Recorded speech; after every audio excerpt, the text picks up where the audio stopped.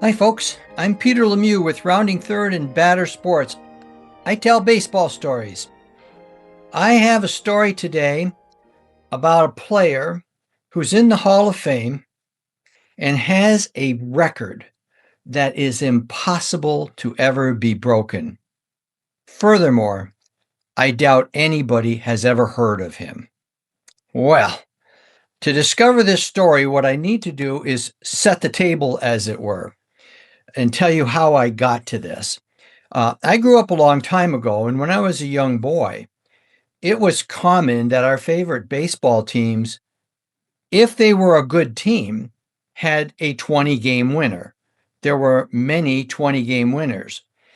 It occurred to me now, we don't see 20-game winners anymore because of the emergence of the bullpen.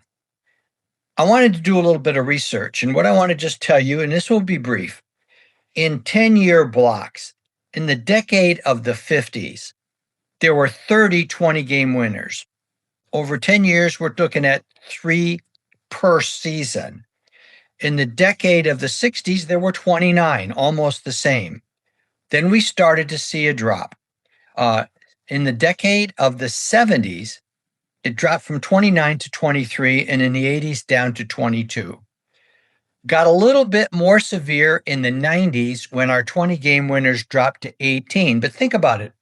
That's still almost 2 per season.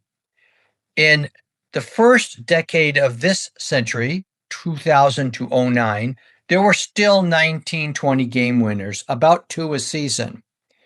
From 2010 to 2019, it was cut almost in half, and we only had 12 20-game winners in the last decade. Do you know we have had 0 20-game winners starting in 2020? No 20-game winners at all. Our last 20-game winner was Justin Verlander in 2019. We have seen the disappearance of 20-game winners as a part of baseball. Now, just as a quick memory, in 1971, a year I remember, the Baltimore Orioles had on the same team 4 20-game winners. They pitched a lot of innings, but we've got Hall of Famer Jim Palmer, Dave McNally, Mike Cuellar, and Pat Dobson all won 20 games for the same team in 1971. Hall of Famers that you may remember well, Jim Palmer had 8 20-game seasons. Ferguson Jenkins had 7. Roger Clemens, Steve Carlton, and Juan Marichal had 6 20-game seasons in their career. We haven't had one in 7 years. Now, furthermore, I just have to tip my hat to Steve Carlton. In 1971, 1972, we got to be exact here. Steve Carlton was pitching for the Phillies and won 27 games on a team that only won 59 all year. He won 46% of his team's victories. On a cellar-dwelling team, Steve Carlton managed 27 wins. Of course, to show you what changed is the bullpens. Do you know that saves weren't even kept as a statistic until 1969? So the reason we had so many 20-game winners is starters went till they couldn't pitch anymore. And we didn't use the bullpen to come in till, in the 70s before they even kept the statistic. So we go back in history and we see pitchers pitching more innings, therefore able to win more games, correct? So let's just bring out something you all know. Cy Young won 511 games in an era where pitchers just pitched till the game was over. For someone to beat his record, you'd have to win 20 games every year for 26 years. Not likely. That's not the record I'm talking about. I figured if I went back into ancient baseball, I would find some really crazy statistics, and I won.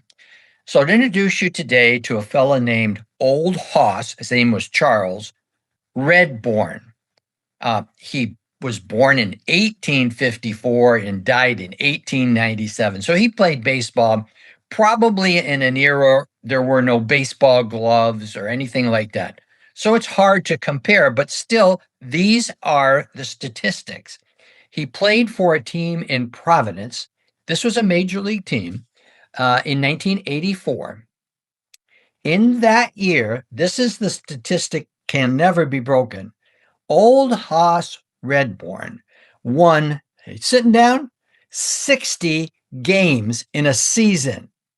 He set a Major League Baseball season record that's never got be broken. It's not going to be broken, okay? He led in that year. He led the National League in earned run average, strikeouts. So that's wins, earned run average, and strikeouts. After the regular season, there was a 3-game World Series, as it was. Old Hoss Radbourn pitched every inning of every game in the World Series also. Now, he was posthumously put into the Hall of Fame, I think in 1939. But let's go back to that 60-win season because it was an outlier. I mean, he was a 20-game winner, but I don't think he ever won 30 in another season. So here's how crazy baseball was. The Providence team had 2 pitchers, one fellow named Charlie Sweeney and Old Hoss, and they were switching back and forth. In the beginning of the year, Charlie Sweeney was actually doing a little better than Old Hoss. And one day in, I think, July, they got in a fist fight in the dugout that was started by Old Hoss because he was jealous. He thought Sweeney was stealing his reputation. So they suspended Old Hoss. He came back and they started sharing again. But shortly thereafter, the date given is July 22nd, Sweeney showed up drunk and was drinking between innings, had gotten to the 7th inning with a 6-2 lead, and the manager came out to pull him. Being intoxicated, Sweeney cussed and yelled at the manager and tried to start a fight, left the game, left the stadium, leaving Providence with only 8 players. They had to play with 2 outfielders, and of course, they ended up losing the game. They were so angry, they completely kicked Sweeney off the team, leaving them with 1 pitcher for the rest of the year, our friend Old Hoss Radbourn. They managed to get a few innings out of other people, but 98 games played. Radbourn pitched in 76 of them, winning 60. July 23rd to July 24th, he started 40 games and won 36 of them. He was pitching every day or every other day. His arm got so sore, they said he couldn't even comb his hair. And to warm up the game, he would start by throwing to somebody just a couple of feet away from him and then slowly lengthening out so he could get through the game. He managed to get through the game, the season, with staggering statistics. He pitched 679 innings, had 73 complete games, and won his 60 games. He went on and he continued to pitch, more reasonably. When he retired, he had 310 wins.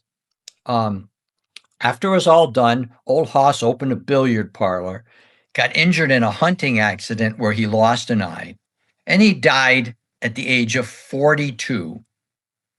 And that's Old Hoss sitting in a graveyard until 1939, when looking at all the statistics, they decided to put him in the Hall of Fame. So I'm going to close my story with this just to let you know that was an era that's gone, never going to come back. I understand that. But let's remember Old Hoss, that 1 year, 679 innings, 73 complete games, 60 wins. 60 wins. Earned run average of 138, and he struck out 441 players. So I don't care how fat, overweight, how he lived against the best players of that time. Those are ridiculous numbers. So just a little memory of the good old days. This is real old. It was like 150 years ago. Tip of the hat to old Hoss Radbourn. That's my story for today. I hope you got a kick out of it.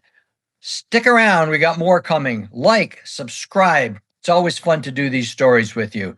Tell me your story of some crazy thing that happened that you think will never be broken.